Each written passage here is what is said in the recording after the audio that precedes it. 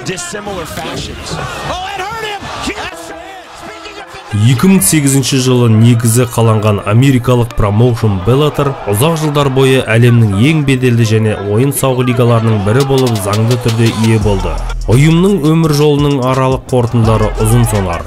Сонау 10 жылды қорытындылай келе біз Bellator нокауттарының осы тобының дөңгелек торларында орын алған есте қаларлықтай есімдері мен нағыз батырлардың үздіктерін жинадық.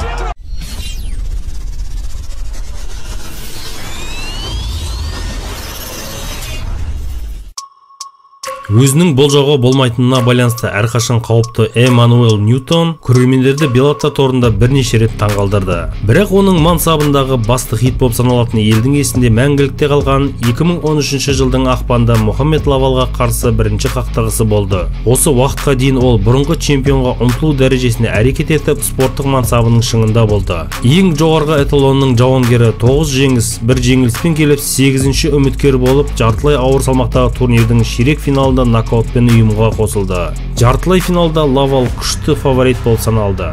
Бірақ шығармашылық қабілетін өзгертпей Ньютон жұлдыздың үмітін ақтады.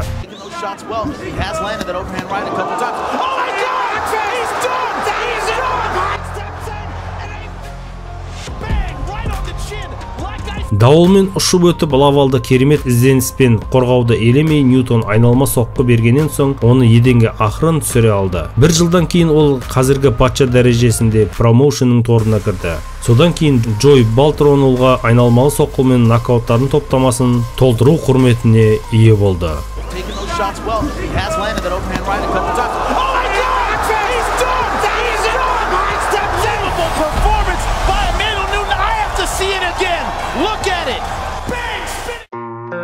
Соңғы уақытта UFC-де жеңіл салмақ санатында өнер көрсетіп жүрген Майкл Чендлердің Bellator'да да өнер көрсеткені бәріміздің есімізде.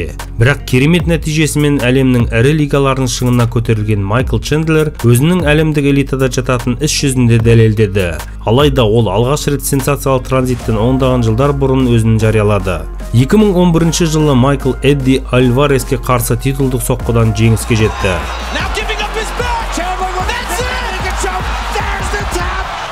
Бірақ оның ұйымдағы мансабының басты інжу маржаны Патрик Фьюриге берген соққысы болды. Сол кезде Патрик Райан Кутюрды нокауттық соққысымен жеңіп елге танымал еді. Сондықтан аяусыз нокауттардың жекпе-жегінің барлық берілген раундтарға созылуына ешқандай мүмкіндік болмады. Майкл Патриктің айлаларына жауап беріп, 3-ші минутта ашық тұрған бетке соққы берем деп Патриктің мұртын жұлып ала жаздады.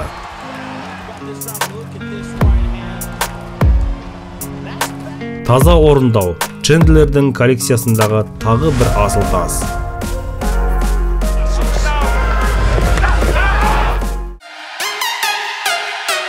Екі мың 2009 жылы Bellator'да мансабын бастаған олимпиадалық дзюдошы Гектор Ломбард көп ұзамай промоушн ақылға қонымды сілкіністерінің жетекші жеткізушісі ретінде танымал болды. 3 ай ішінде ұйымдағы 3 керемет нокауттан кейін кубалық мәреде орта салмақтағы титулды иеленді. 1 жылдан кейін ол ардагер Джей Силваға қарсы шықты. Не себепті Гекторды көрермендер найзағай деп атап кеткенін осы бір жекпе-жектен байқаймыз.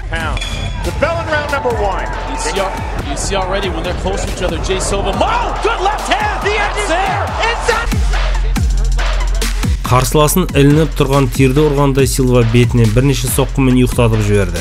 Осы нокаутқа Ломбард бар жоғы 6 секунд қана жұмсап ел есінде қалды. Осымен тоқтағысы келмей 3 айдан кейін ол Герберт Вудманмен жекпе-жекке шықты. Шабуылдың бірнеше толқынында аман қалған Вудман қателесіп қоршауда қалды.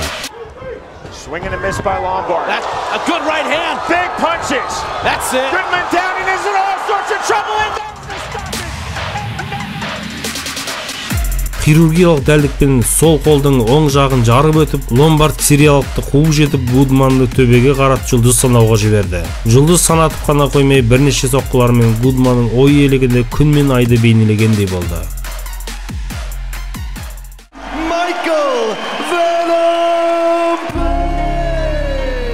2000 жылдардағы кикбоксингтен танымал жұлдыз Майкл Пейдж бүгінгі үнсіз позицияның шығармашылық азаптауында мансап құрған Bellator торының ашуланшақ мінез құлқымен танымал. 2013 жылы ұйымның дебютінде лондондық шоу ұйымдастырушыларына өз талантын көрерменге ұсынған Майкл Райан Сандерсті небәрі 10 секундта ыңғайсыз жағдайға қалдырды.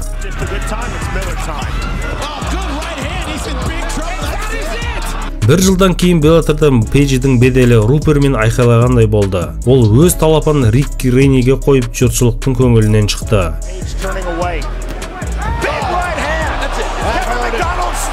2015 жылы көрермендер Веномның орындауындағы спектакльге тағы да тамашалады. Руди Бирс қанша тырысқанмен 2 минут бойы шыдай алмады.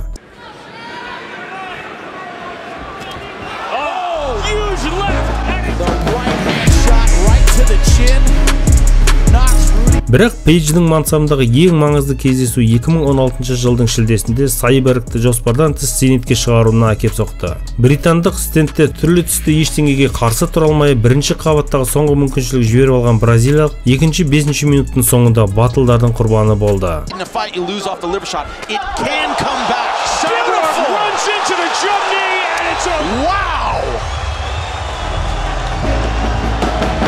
Соған қарамастан 2019 жылы көркемдік жағынан орындау мақсатында ең тамаша әрлеу дағдыларында 3 рет қайталанды.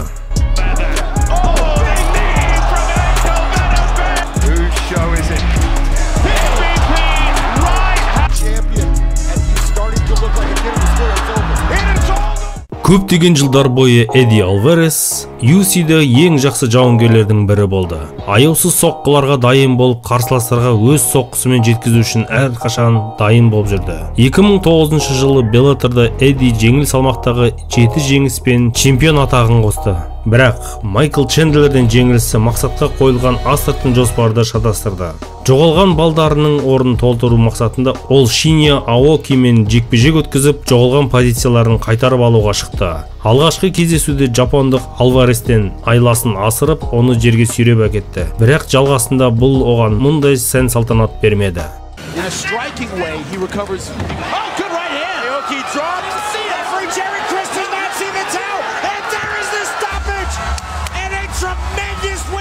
Жаңа жеңіске шыққан Алварес Патрик Фрейрамен жекпе-жекті қабылдады. Бұл бірінші минутта оның мансабының шынайы бейнесі болды. Ол басында нақты соққылармен жалп еткізді. Бразилиялық құлағанына қарамастан орнынан тұрып ауыр соққылармен қарсыласқа жұмсады. Яғни бұрынғы чемпионмен жұдырықтасуға дайын екенін дәлелдеді. Құмарлықтың қарқындылығымен раунд соңында шегеден жетті.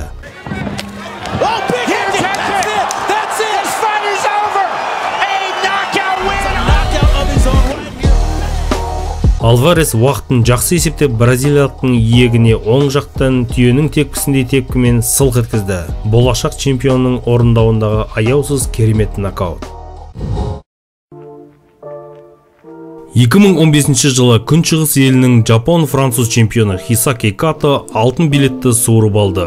ММА'де дебют жасаған ол 2 жыл бұрын Жапониядан тыс жерде ешқашан жекпе-жекке шықпаған. 5 кездесудің 4-еуін нокаутпен жеңіске жеткен. Bellator'ға қол қою оның үлкен лигаларға жолдамасы болу керек еді. Промоушенның Хисакидің алғашқы қойылымда айқын есептеулерімен олар Джо Шиллингті шығарды. Осы кезде жұлдызы жанып тұрған Шиллинг Мелвин Манкуфты аяусыз жеңуімен есте қалды.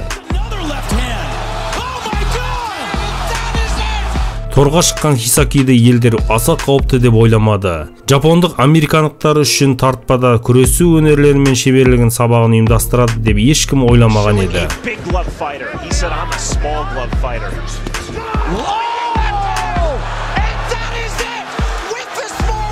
Ашулы супермен соққысы Шиллинг үшін терең ұйқыға билет сапарын рәсімдеп, оны көрген бақ өкілдері таңғалыспен жарыса жазды.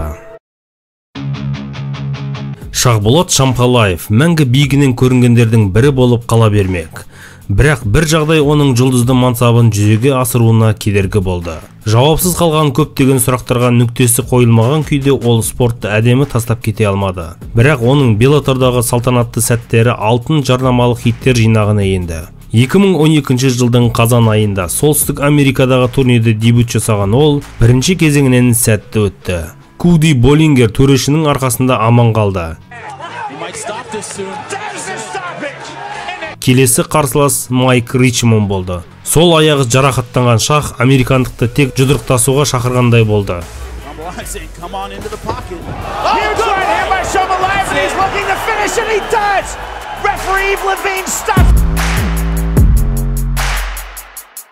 Бейіндік палуан Ред Мартинес финалда Шахболатты үлкен бәспен бәйгемен күтті. Атлетикалық комиссияның қыралығы үшін кейінге шегерілген жекпе-жек тек 13 ақпанда өтті. Бірінші сегментте американдықтың иегін тексеріп, екінші қадамда ол бірнеше мәрте еденге құлатып соққылар берді.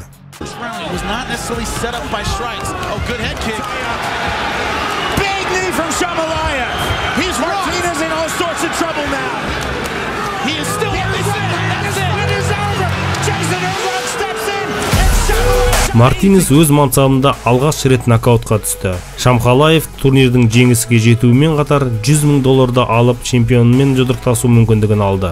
Алайда бұл жеңіс шақ үшін соңғы болды. Титулдық жекпе-жекке жарақаттар кедергі болды.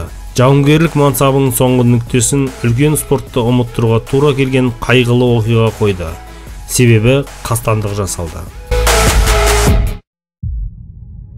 Соңғы жылдары карате мен кикбоксингтен бірнеше дүркін әлем чемпионы Раймонд Даниэлс 20 жыл бойы жарқырап тұрған рингте енді көрінбейді. Беллаторда кикбоксинг атағын жеңіп алған соқпалы атымен спорт шебері 2019 жылдың мамыр айында аралас жекпе-жек өнерін бағындыруға аттанды. Реймондтың мұндай маңызды рөлде мотивациясы оның татамиде бәсекелесі Стивен Томпсон мен Майкл Пейдждің ұзақ уақыт бойы ММА-да күркіреген табысы болды. Дебютант Уокер Бернс атты Беллатор торының нокауттарын қарсыласын қабылдады. Ойламаған жерден айналмалы тепкісімен қарсыласын майлы құйрығын жерге тигізді. Алайда орнынан тұрған қарсыласы бірінші раундтың соңында бейне кітапхананы тағы бір шедеврмен толтырды. Берасты қоршауда ұстап алған Даниэлс өз ойысының айналасында екі айналмалы сирек кездесетін торнадо соққысын босатып, таң қалған қарсыласты оң қолымен тіліп жіберді. Одан кейін Джейсон Кингпен жекпе-жекке соққы жасай отырып, Реймонд ММА-де ең жарқын өкілдерінің бірі атағын алды. Беллатор дарыны Арена Пиконың жартылай жеңіл салмақтағы аралас жекпе-жек өнер алаңында 2017 жылы дебюті белгілі болды. Бірақ әуесқойлық мансабын артта қалдырған 20 жастағы вундеркинд бала 24 секундты талқандалған амбициялардың дәмін татты. Қарсыласының шабуылын сол жақ ілмекпен қарсы алған ол нокаутпен жеңісті сериясын бастады.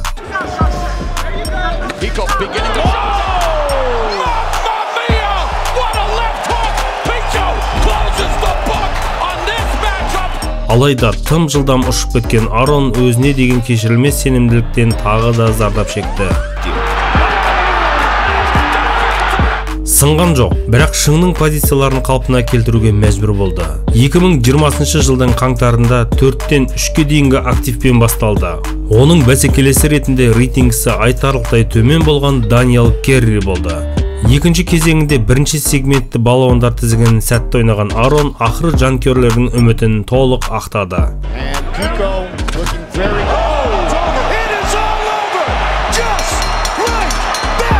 Кездесу аяқталғаннан кейін американдық сол жақ бүйірімен жеңіске жетуді жалғастырды. Қараша айында хайп болған Джунда Хесус күтпеген соққы астында қалды.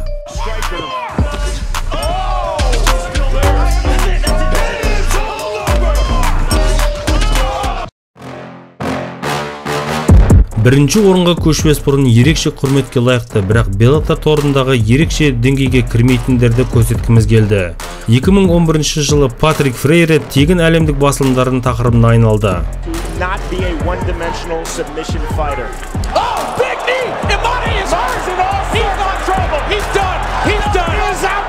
Сондай-ақ 2011 жылы Беллатордың жартылай жеңіл салмақта болашақ чемпионы Патрик үшін өнімді жыл болды. Турнирдің финалында жұлдыз санауға билет алған Марлон Медерес болды.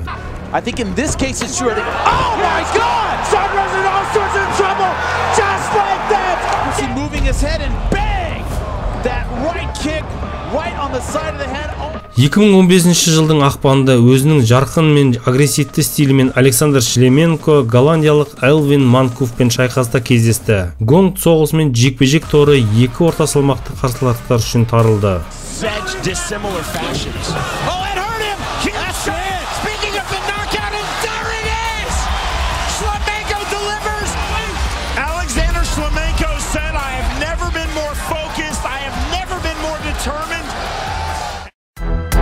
Жартылай орта салмақтағы атағы жер жарған Дуглас Лиманың оқиғалары оның артында спорттағы ең қорқынышты нокауттармен портфолиосы ұзақ және мықтап бекітті.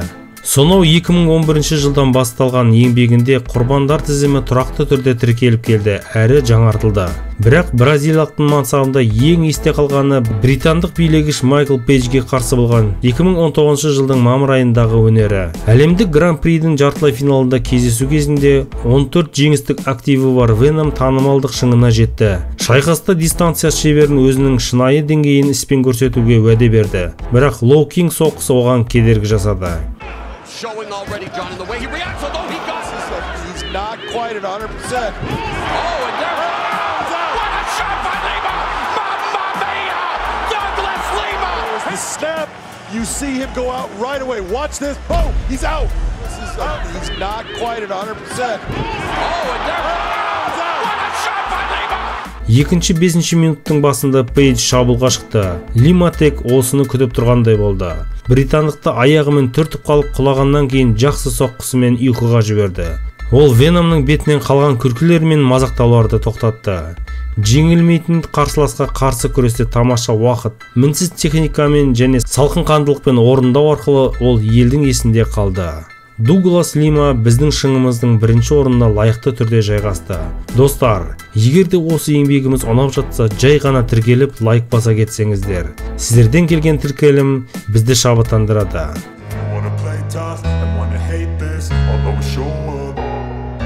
I don't ever slow up, no I don't take shit. I got no love for the fakeness.